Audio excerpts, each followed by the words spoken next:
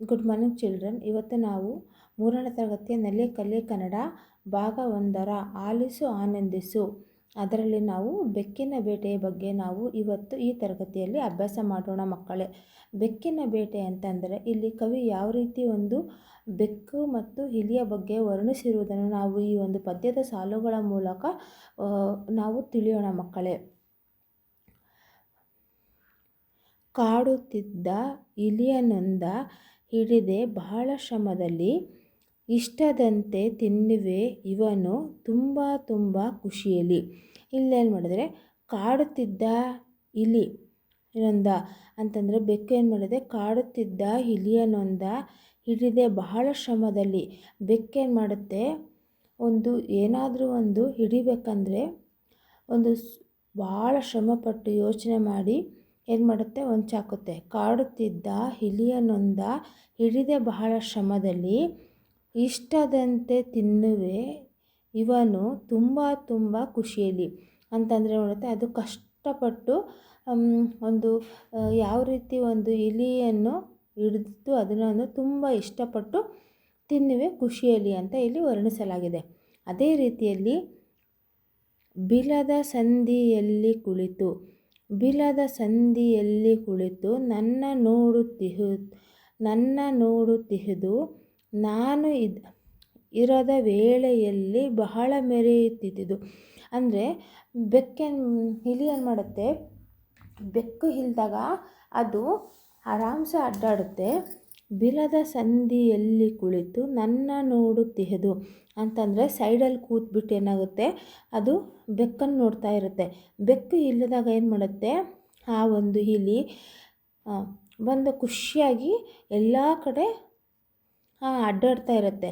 ಅದಕ್ಕೆ ಬೆಕ್ಕೇನು ಮಾಡುತ್ತೆ, ಬಿಲದ ಸಂದಿಯಲ್ಲಿ ಕುಳಿತು ನನ್ನ ನೋಡುತ್ತಿಹುದು ನಾನು ಇರದ ವೇಳೆಯಲ್ಲಿ ಬಹಳ ಮೆರೆಯುತ್ತಿರುವುದು. ಅದೇನು ಮಾಡಿದ್ರೆ, ನಾನು ಇಲ್ಲದಾಗ ಯಾವ ರೀತಿ ಇಲ್ಲಿ ಮೆರಿತಾ ಇರುತ್ತೆ ಅನ್ನೋದನ್ನಾಗಿ ಇಲ್ಲಿ ಹೇಳಿದೆ ಬೆಕ್ಕು. ಅದೇ ರೀತಿಯಲ್ಲಿ ಹಲವು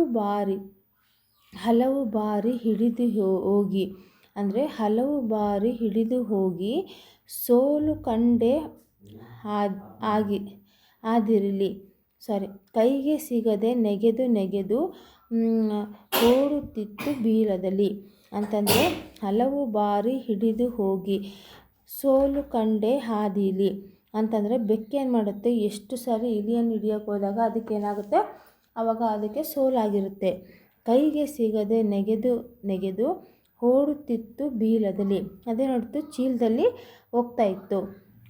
ನೆಕ್ಸ್ಟ್ ಒಂದು ಉಪಾಯ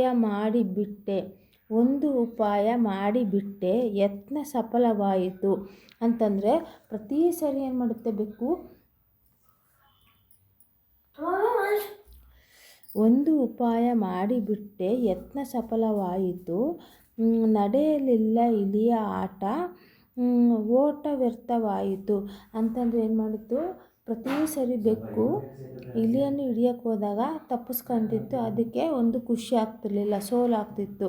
ಅದಕ್ಕೆ ಏನು ಮಾಡ್ತು ಬೆಕ್ಕು, ಒಂದು ಉಪಾಯವನ್ನು ಮಾಡಿ ಇಲಿಯನ್ನು ಹಿಡಿಯೋದಾಗ ಅದು ಸಫಲವಾಯಿತು. ಆವಾಗ ಏನಾಯಿತು, ಇಲಿಯ ಆಟ ನಡೆಯಲಿಲ್ಲ, ಇಲಿಯ ಆಟ ವ್ಯರ್ಥವಾಯಿತು. ಒಂದು ಉಪಾಯ ಮಾಡಿಬಿಟ್ಟೆ ಯತ್ನ ಸಫಲವಾಯಿತು, ನಡೆಯಲಿಲ್ಲ ಇಲಿಯ ಆಟ ಓಟ ವ್ಯರ್ಥವಾಯಿತು. ಅದೇ ರೀತಿಯಲ್ಲಿ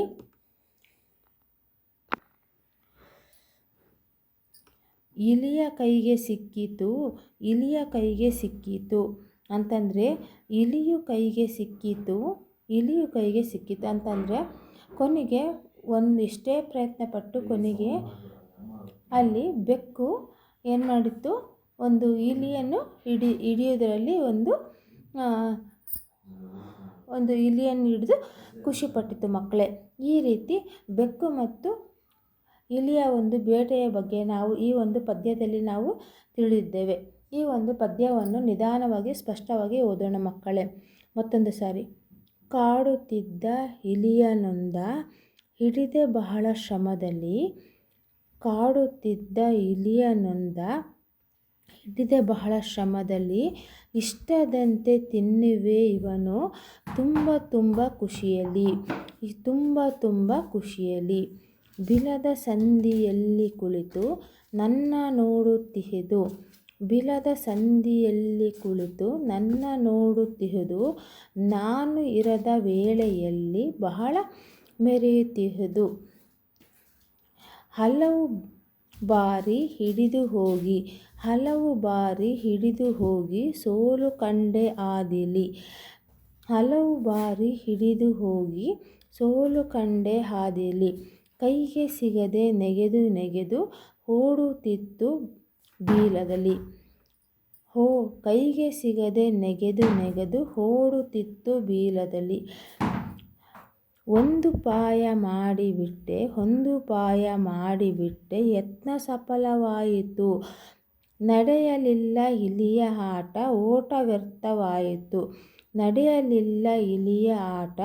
ಓಟ ವ್ಯರ್ಥವಾಯಿತು ಇಲಿಯು ಕೈಗೆ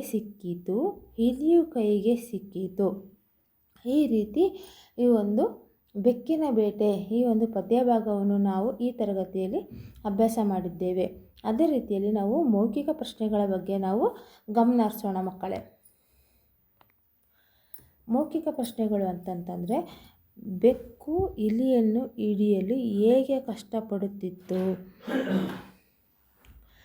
ಬೆಕ್ಕು ಇಲಿಯನ್ನು ಹಿಡಿಯಲು ಹೇಗೆ ಕಷ್ಟಪಡುತ್ತಿತ್ತು ಅಂತಂದರೆ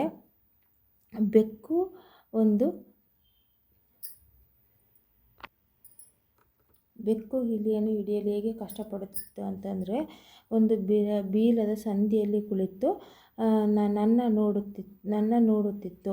ಹೀಗೆ ಬೆಕ್ಕು ಇಲಿಯನ್ನು ಹಿಡಿಯಲು ಒಂದು ಕಡೆ ಕೂತ್ಬಿಟ್ಟು ಅದೇನು ಮಾಡ್ತಿತ್ತು, ಕಷ್ಟಪಡುತ್ತಿತ್ತು ಇಲಿಯನ್ನು ಹಿಡಿಯೋದಕ್ಕೋಸ್ಕರ. ನೆಕ್ಸ್ಟು ಬೆಕ್ಕು ಹೇಗೆ ಇಲಿಯನ್ನು ಬೇಟೆಯಾಡುತ್ತದೆ? ಬೆಕ್ಕು ಯಾವ ರೀತಿ ಬೇಟೆಯಾಡುತ್ತದೆ ಅಂತಂದರೆ ಒಂದು ಉಪಾಯ ಮಾಡಿಬಿಟ್ಟೆ ಯತ್ನ ಸಫಲವಾಯಿತು. ಹೀಗೆ ಒಂದು ಉಪಾಯವನ್ನು ಮಾಡಿ ಬೆಕ್ಕು ತನ್ನ ಇಲಿಯನ್ನು ಹಿಡಿಯಲು ಬೇಟೆ ಮಾಡುತ್ತದೆ. ಈ ರೀತಿ ನಾವು ನೋಡ್ಬೋದು ಮಕ್ಕಳೇ. ಈ ಒಂದು ನಿಮಗೆ ಪದ್ಯ ಭಾಗ ನಿಮಗೆ ಇಷ್ಟವಾದಲ್ಲಿ ಕನ್ನಡ ಫಾರ್ ಲಿಟಲ್ ಸ್ಟಾರ್ಸನ್ನು ಪ್ಲೀಸ್ ಲೈಕ್ ಮಾಡಿ, ಶೇರ್ ಮಾಡಿ, ಕಮೆಂಟ್ ಮಾಡಿ. ಮುಂದಿನ ವಿಡಿಯೋಗಳಿಗಾಗಿ ಕಾಯಿರಿ. ಧನ್ಯವಾದಗಳು.